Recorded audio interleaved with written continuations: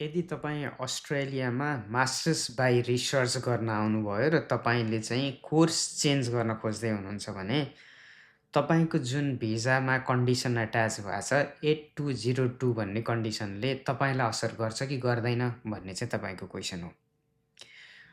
Australian department of home अफेयर्सले त्यो हरेक भिजाको कन्डिसनमा चाहिँ एक्सप्लानेटरी नोट्स लेखेको हुन्छ र यसमा के लेखेको छ भने यदि तपाईँ अस्ट्रेलियामा मास्टर्स बाई रिसर्च अथवा चाहिँ AQF लेभल 10 को पढ्न आउनुभयो, त्यसपछि अस्ट्रेलियामा आएर सम हाउ तपाईँलाई कोर्स चेन्ज गर्न पर्यो र AQF लेभल 9 को जस्तै masters degree by course work पढ्न थाल्नुभयो भने त्यति बेला चाहिँ तपाईँको 8202 कन्डिसन अनुसार तपाईँले यो कन्डिसन ब्रिज गरेको भन्ने चाहिँ हुँदैन।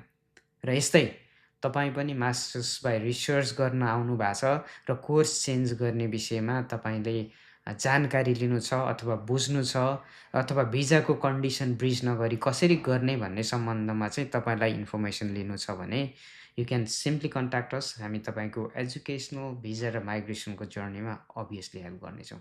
Thank you.